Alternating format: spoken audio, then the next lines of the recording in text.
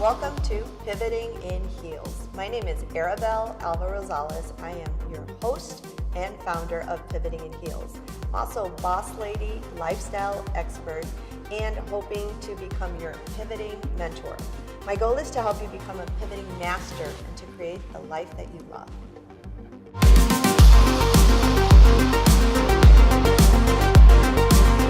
Hi everyone, I'm Arabel Alva Rosales. I'm creator and founder of Pivoting in Heels. So welcome to Pivoting in Heels.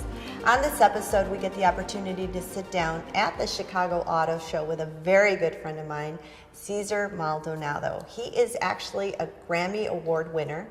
He is also founder of a Latin Grammy nominated group, Herencia de Mexico. I had the opportunity to go with them to the Latin Grammys, which was very exciting. You'll hear a little bit about that. But he's a very successful individual. We get to talk a little bit about our backgrounds, very similar backgrounds, both immigrant families from Mexico, Chicago area. He has been very successful in the area of finance as well as winning these Grammys and getting nominated. He's also a family man. He's a dad, a good husband, and he'll talk a little bit about his experience.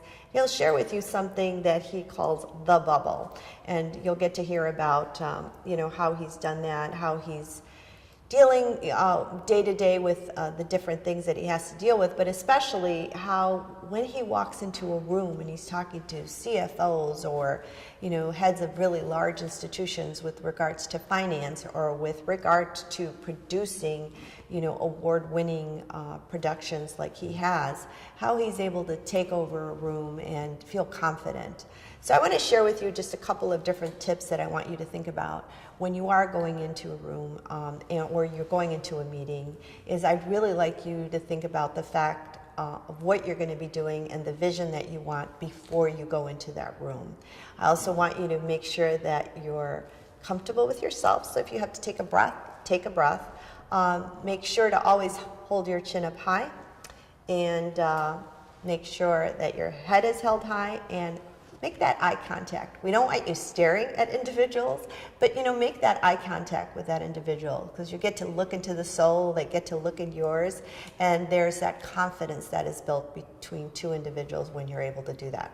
Anyway, you're going to get to hear from my friend on this interview, Cesar Maldonado. I look forward to it, and I hope you enjoy it.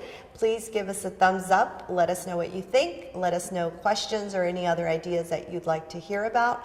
Follow us on all the social media under Pivoting in Heels and under my personal one, Arabel22 on IG. Look forward to hearing from you. Thanks. Hi everybody, I'm Arabel Alva Rosales and I want to welcome you once again to Pivoting in Heels. Remember, one of the things that's the most difficult to do, but successful people know how to do it, is when and how to pivot. And that can apply to your personal life, to business. It also applies when you're on the dance floor. You've got to know when to do that turn, as well as a lot of people know I'm co-founder of Latino Fashion Week and I deal with models all the time. And one of the things that I look for is how they walk down that runway and how they do that pivot. So we want people to be successful and we want them to know how to pivot, how to turn. And a lot of that is really something that you have to do. You have to prepare ahead of time so when that turn comes, you're ready to go. I'm also going to be sharing with you a lot of my good friends because I'm lucky. I'm surrounded by beautiful, smart people that are doing great things in our community, in their lives, and I'm very happy to have one of them here today. So Cesar Maldonado, thank you so much for being here. What's going on? Thank you for having me. Yeah, thank you so much. So I want to share with you a little bit about Cesar. Cesar or Cesar? How would you like us to call you? Cesar is a good way to go, but I'm known as Cesar as well. Cesar, okay. So we're going to do Cesar. That's fine with me. I'm really grateful that you're in my life because you're doing such great things. One thing, obviously, you're a financier. We're going to talk a little bit about that. You're doing some great things with your career. You've got your own company now. But you're also doing some things in the community, which is kind of how we got to meet, right? So you're co-founder of Mariachi Herencia de Mexico. It's a foundation. Founder, yeah. Sorry, I'm co-founder of Latino Fashion Week, so I get confused with that. But you're the founder of this great foundation that is changing the lives of kids. So one of the things that happened is you got to go to the Latin Grammys because they were nominated. And these are teenage kids, 15 of them, that were nominated for a Latin Grammy in the area of ranchero music, right? Which was really great. So you gave me a call. We didn't know each other then, but he gave me a call because they were going to go to the Latin Grammys, be on the red carpet.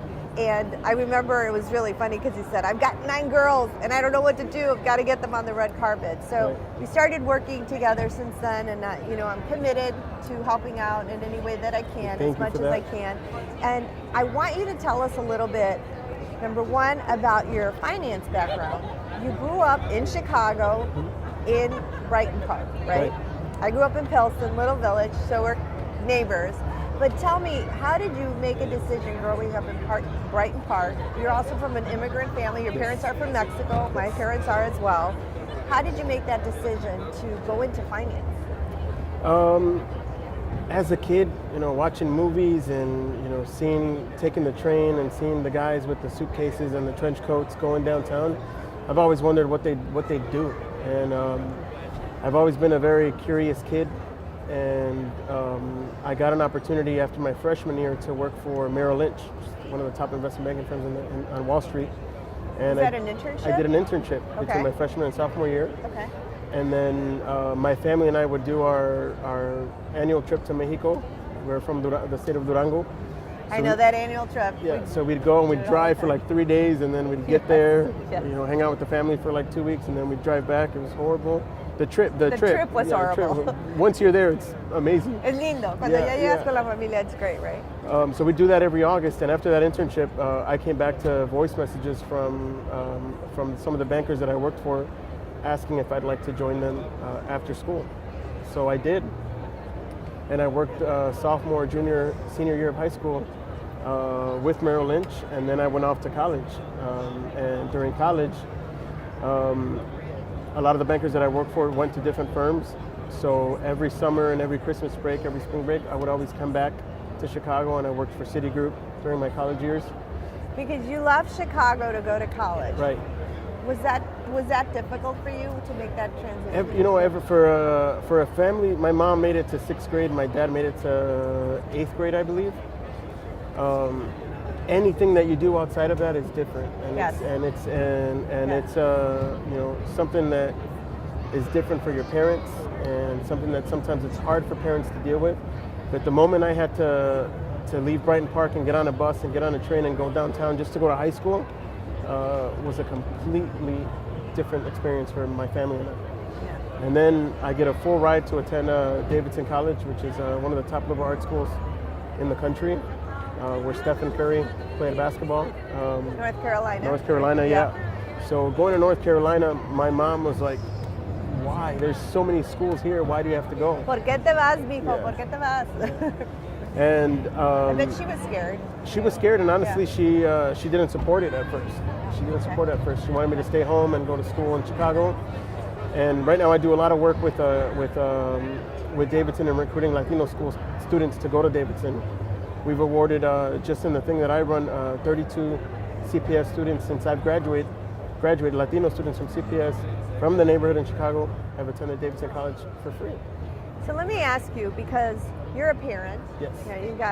You've got kids, and then you're a parent to like 15 kids plus, right? Because you've got this mariachi group plus, you've got a whole other group of people that are trying to get in there. And you have to deal with parents that I'm sure are very afraid sometimes, to let their kids grow. I know my mom is still trying to understand me, right? My dad did, but my mom doesn't quite. But what is it that you say to parents? How is it that you help them to create a vision of what their child could be, especially if they've never had that vision or never had that opportunity before? I think with our community, with our parents, with the way our community, we're Chicago is a different community than the rest of the Mexican or Latino communities around the country.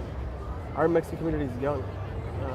The LA community, they've been there for years and years and years, decades and decades. The Chicago, Texas, exactly. They're Texans. They're a whole other state. That was Mexico before, right? Right. Yeah. Chicago, we have a true immigrant community, and people have to understand, immigrants. You wake up every morning with a lot of uncertainty, And that uncertainty you become very defensive about what you do and what your kids do.